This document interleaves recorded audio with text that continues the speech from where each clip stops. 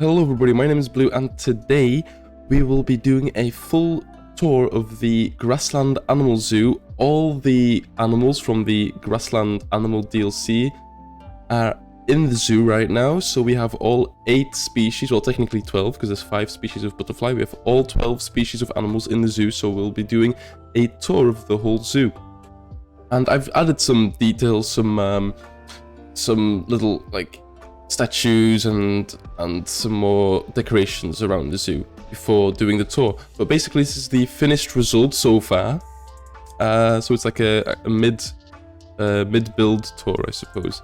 So we'll start with the entrance, and it's a simple entrance with a rhinoceros statue, since I thought, rhinoceros is a grassland animal. We may see rhinoceros in the zoo in the future, who knows? And I've added some information desks over here, supposedly where you would get your tickets and stuff. A bit cozy, and some elephant, like an elephant fountain kind of thing over here. And let's have a look at the first animal. So it's the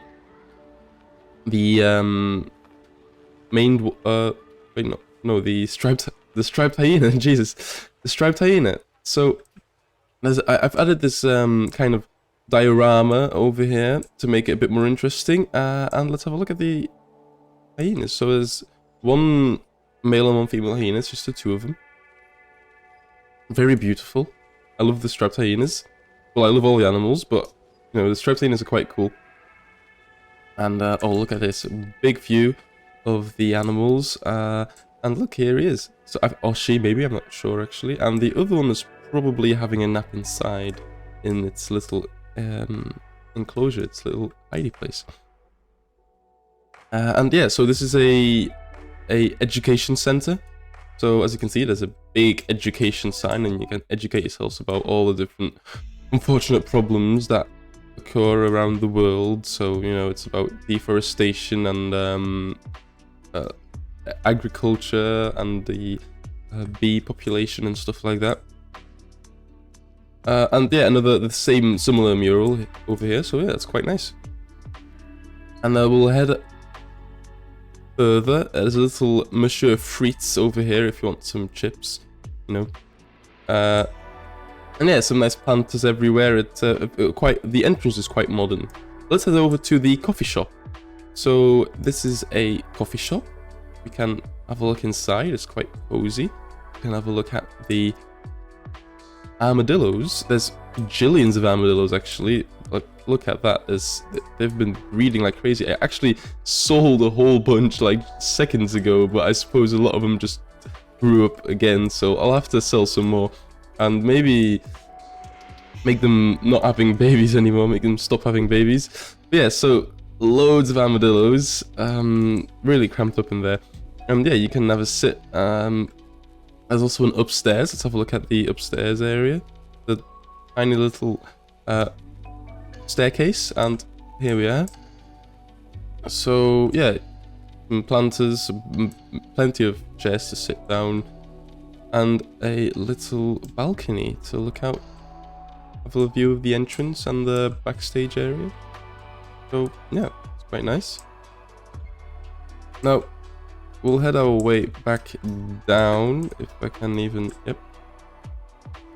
And we'll make our way further to, oh look here, a little armadillo statue. This is the actual entrance of the restaurant where the guests would enter. And another view at the striped hyenas. There they are, both of them out, having a little run, probably a drink maybe. Jumping about. Beautiful, aren't they? Big ears and the kind of mane on their back. So let's continue. So now we enter the Outback. Welcome to the Outback. Some hints of what the next animal could be. No, it's actually not kangaroos, even though these are kangaroo statues. But we don't have wallaby statues. But here he is, the little wallaby painting. Now, if we enter this building, there's a couple of wallabies. They've got some babies as well. Look how cute the babies are. How can't you love wallabies? They're like little round kangaroos. They have like round noses and they're a bit chubby. Very cute. But yeah, there's a little place to sit down. Maybe if a class comes here, they can go have a sit here and have their lunch, whatever. Have a listen to the educator and stuff like that. And there's some more information about some problems like ivory, like poaching and stuff like that. Yeah. So if you continue, actually, we're leaving the Outback straight away to have a look at our caracals. They're actually from the Middle East and North Africa and parts of India as well. So yeah, there's mummy caracal with its many babies. There's just the 2 adults, but there are a couple of babies. Like, I think the other adult is over there. They've quite the space, you know. They can climb a bit over there and stuff. It's quite nice, and it's a very limited view, so they get the place to hide over there as well, behind the rock if they want to. But yeah, so let's have a look. The maned wolf, next animal. So the maned wolf is probably my favorite in this pack because I love maned wolves. They're so majestic in my opinion, and they're so unique because they are canines, but they're not actually wolves. They're their own grouping in the canid family. Yeah, look at that. Maned wolf. They're like wolves, but they have really thin, slender, long legs. And that's a human. Look, how beautiful. Maned wolf, definitely, probably my favorite of this pack. And there's a baby. And they're actually omnivorous and insectivorous. They eat insects as well. As far as I am aware, I think. Maybe I'm... maybe that's some misinformation there, but I'm pretty sure they're insectivorous. Yeah. So another view out here, the 2 adults and 2 babies, so there's 4 of them. And a little shelter where they can have a rest. And I actually fixed it so they can actually enter the shelter now because it was broken previously. The entrance was a bit too narrow. I fixed it. And yeah, it's quite a nice view. And now we'll head back into the Outback. Yeah, the maned wolf painting. We'll head back into the Outback with some Outback scenery. You can have a sit right here whilst you look at these beautiful emus. There were some babies, but actually they grew up, so just a bit too late to see the babies, unfortunately. But yeah, so there's one albino actually. We should give the albino a name maybe, but actually I don't know what the name is of the albino, like default name. Birina. So that's no Birani. I can't read. Birani, the albino emu. That's quite cool. And they have a more of a naturalistic enclosure. I like this one. It's probably one of my favorite enclosures I've done so far. And I love the emus as well. Not my favorite, because the maned wolf is my favorite, but definitely, maybe even second favorite. I love the emus. I love my Australian animals. I just like Australian animals, really. But yeah, the emus, beautiful.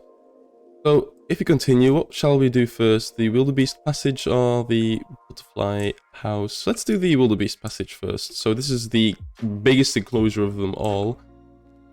It says a river that goes all the way through.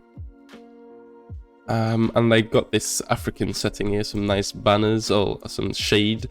And we'll have a look at the Wildebeest. And there's actually some, I want to say springbok. I can't remember if it's springbok or the Thompson. Actually, that could be Thompson gazelle. Honestly, it's hard for me to differentiate. Let's have a look. It's no, it's a springbok. So we have some springbok and some wildebeest in this huge savanna area. We could add some more animals if you want to recommend me some other savanna animals that could fit in this enclosure. But for now, it's just those 2. Yeah, there's plenty of them here, and they have a huge shelter to sleep in as well. And it looked like it's walking on the fence. It's like a tiny springbok walking on the fence. But no. Yeah, it's very, very large enclosure, and there's actually some baby wildebeest. I didn't even notice. So yeah, the blue wildebeest and the springbok. And there's a little seating area over here with some information about, I would imagine, poaching or maybe even about saving some animals like rangers and stuff going to Africa. But yeah, there's a nice setting right there.